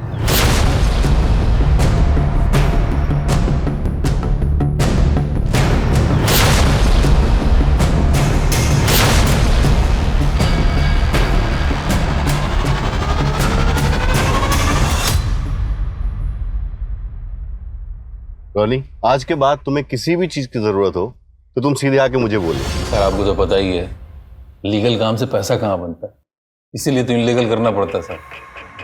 वैसे भी जानवरों की बहुत डिमांड है मार्केट में। तू राजीव को कब से जानता था और वो ये सब तेरे से कब से खरीदता था? सब राजीव जी से तो पुराना कनेक्शन है अपना। वो अपनी गर्लफ्रेंड के साथ आते थे कभी कभी मेरे फार्म हाउस में रुकने के लिए रात में। गर्लफ्रेंड? तू जानता है उसकी गर्लफ्रेंड को? हाँ सर, मंजू नाम है उसका। बहुत समय से उसको मिला नहीं हूँ, देखा नहीं हूँ, लेकिन हुलिया तो बता ही सकता हूँ। प्रज्ञा जी, 15 साल पहले राजीव का किसी मंजू नाम की औरत से अफेयर था, क्या आप जानती है उसे? जी, राजीव से जब मैं मिली थी तब उनका डिवोर्स हो चुका था और फिर मैंने उनके पास्ट के बारे में जानना जरूरी नहीं समझा। मतलब राजीव की और आपकी दूसरी शादी हुई थी? पल्लवी मेरी ही बेटी है, लेकिन राजीव से वो अपने सगे बाप जैसा ही प्यार करती है। और क्या क्या जानता है राजीव के बारे में? ज्यादा नहीं साहब, लेकिन वो आदमी परेशान था। मैंने उससे पूछा कि कुछ उसको भी वैसी वाली दवाई चाहिए क्या? बोला नहीं नहीं, मैं तो अपना इलाज वो इलेक्ट्रिशियन से करवा रहा हूँ। इलेक्ट्रिशियन? इलेक्ट्रिशियन से कैसा इलाज? मुझे क्या मालूम साहब, करवा रहे होंगे। सर एक मिनट।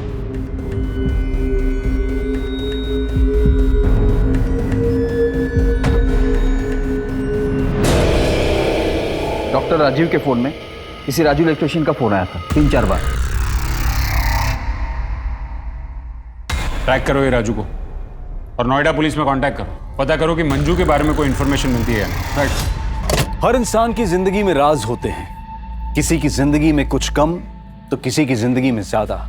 और ये राज होते ही ऐसे हैं जो जब तक अंधेरे की गहराई में छिपे रहें तब तक सब कुछ ठीक है, लेकिन अगर किसी को इसकी भनक लग जाए तो ये लावे की तरह फट पड़ता है और फिर कई जिंदगियां इस राज में राख की तरह खाक हो जाती हैं। और ऐसे ही एक राज का लावा डॉक्टर की मौत से फट गया, जिसने उसकी जिंदगी की ऐसी परतें खोल दी जिन्हें समेट पाना पुलिस के लिए एक बहुत बड़ी चुनौती बन गया।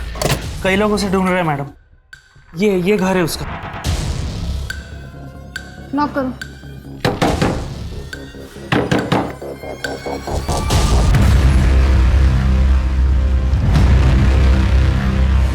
सर कई लोग खुन्नस खा के बैठे थे इस राजू से। विदेश जाने के लिए पैसों की धांधली करता था। सर एक अजीब बात है, राजू के शरीर पर भी ठीक वैसे ही निशान है जैसे डॉक्टर राजीव के शरीर पे थे। क्या? एक काम करो अलका, पता करो कि राजू का कोई नजदीकी है उस बस्ती में। सर राजू का एक ही सपना था अमेरिका जाने का। जब से डॉक्टर राजीव से मिला था तब से उनका भक्त हो गया था। राजू तुझे अमेरिका जाना है, ठीक है, मैं तेरी मदद करूंगा। देख, अमेरिका जाने के लिए बहुत सारे पैसों की जरूरत होती है। मैं काम करता हूँ, तुझे लोन पर 4-5 गाड़ी दिला देता हूँ, उसे चला, पैसा जमा कर, पैसा बचा, फिर अमेरिका चले जा। पर बदले में तुझे मेरी एक मदद करनी होगी। डॉक्टर को राजू से चाहिए क्या था? शॉक। करंट से खेलेगा तो मरेगा ही ना।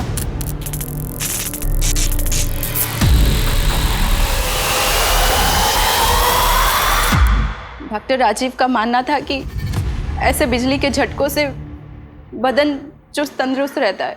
मतलब डॉक्टर राजीव के शरीर पर जो निशान थे वो इलेक्ट्रिसिटी के थे? सर राजीव अपने क्लिनिक में भी यही कर रहा था, कपड़े उतार के, जब मंजूषा ने उसे देखा था। सर क्या है? मेरे राजू को भी उसने आदत लगा दी थी। डॉक्टर राजीव के मरने के बाद उसका अमेरिका जाने का सपना टूट गया था, इसीलिए वो टेंशन में खुद को दिन में 3-4 बार झटके देता था।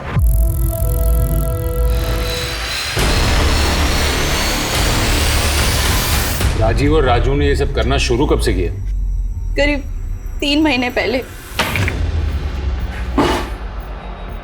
रॉनी, क्या किया तुमने पवन जी के साथ? राजीव इलेक्ट्रिक शॉक लेता था। आपको कुछ पता है इसके बारे में? क्या राजीव इलेक्ट्रिक शॉक लेते थे? आपको कभी शक हुआ कि आपकी शादी के बाद भी उसका अफेयर हो? मेरे डैडी का कोई अफेयर नहीं था। पल्लवी, वो मेरी माँ से बहुत प्यार करते थे। पल्लवी चुप हो जा। मेरे डैडी के कातिल को तो ढूंढ नहीं पा रही, बस आ जाती हूँ उन पर इल्जाम लगाने। पल्लवी चुप हो जाओ। लगता नहीं है कि प्रज्ञा और पल्लवी को राजीव के बारे में कुछ भी पता हो। नोएडा पुलिस में तुमने पूछा मंजू के बारे में कुछ पता चला? नहीं सर, लल्लन से मंजू का स्केच बनवाकर सभी पुलिस में भिजवा दिया। और संतोष के घर के बाहर का सीसीटीवी फुटेज? हाँ सर, वो भी आने वाला है। सर, ये एक सीसीटीवी फुटेज मिला है संतोष के घर के बाहर का।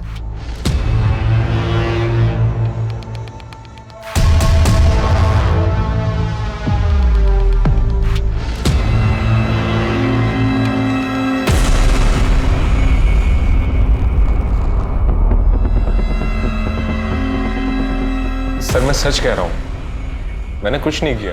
जानता हूं, सीसीटीवी फुटेज देखा मैंने। जिस वक्त राजीव का मर्डर हुआ था उस वक्त तू संतोष के घर जाते हुए दिखा था। तुमने उस दिन कहा था कि कुछ लोग संतोष को धमका रहे हैं, उन्हें देखोगे तो पहचान पाओगे। हाँ सर।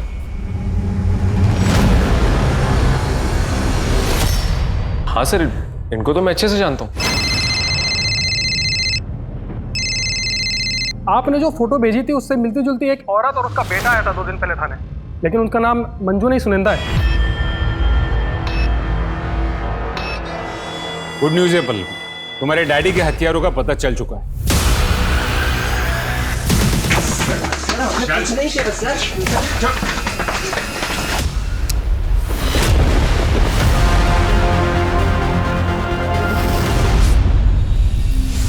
उसने अपना जुर्म भी कबूल कर लिया।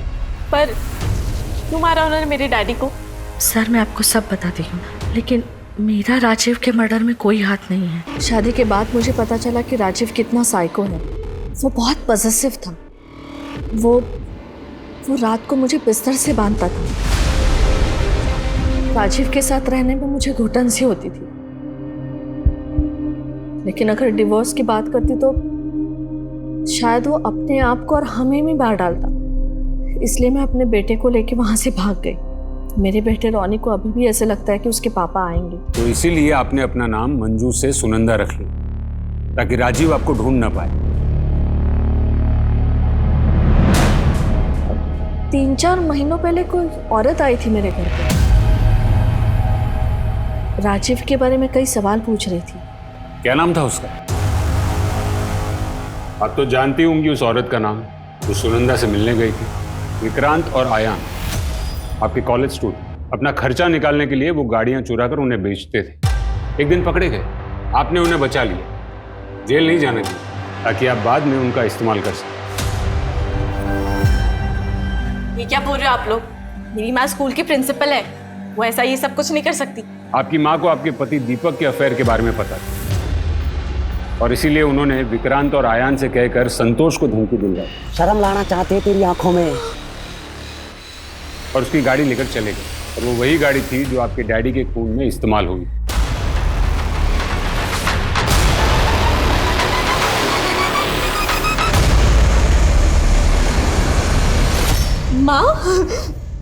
माँ क्या ये लोग सच कह रहे हैं? हाँ माँ बोलो कि ये झूठ है। हाँ मैंने किया ये सब। ये जो कुछ कह रहे हैं सच कह रहे हैं। मैंने विक्रांत और अयान को भेजकर तुम्हारे डैडी का मर्डर करवाया और वो चाकू भी दीपक के घर मैंने ही रखवाया था ताकि दीपक फंस जाए।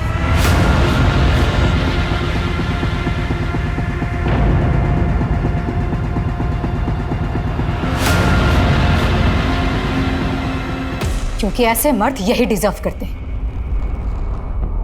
दीपक पल्लवी को चीट कर रहा था और राजीव ने मेरा जीना हराम कर रखा।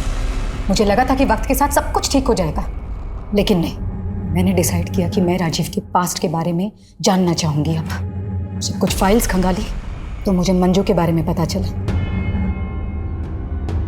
मंजू से मुलाकात करने के बाद मुझे यह रियलाइज हुआ कि राजीव कभी नहीं बदलने वाला। उससे पीछा छुड़ाना आसान नहीं था। मैं उससे दूर रहने लगी तो वो और पॉसेसिव हो गया। हर वक्त मुझे इम्प्रेस करने की कोशिश करता, कभी पार्लर ले जाता तो कभी मूवी देखने। लेकिन मैंने अपना मन बना लिया था। राजीव हम लोगों को मनाली इसलिए ले जाने वाला था क्योंकि उसे ये लगा कि दिन भर अगर हम लोग के साथ रहेगा तो मैं मान जाऊंगी। मैंने तभी डिसाइड कर लिया मुझे राजीव के साथ क्या करना है। नहीं, आज ही ठिकाने लगाना होगा उन्हें। कुछ भी करके उनका पीछा करो और मौका मिलते ही ठिकाने लगा दो। अरे वाह, हो गई सारी पैकिंग। आप अभी आ ही रहे हैं। सिर्फ 2 रास्ते थे मेरे पास, या खुद को मार लूं या राजीव को मार दूं। रास्ते तो कई होते हैं प्रज्ञा जी, पर हम उन्हीं रास्तों पर चलना पसंद करते हैं जो आसान होते हैं। और ऐसा ही एक आसान रास्ता आपको जेल की सलाखों के पीछे ले जाएगा।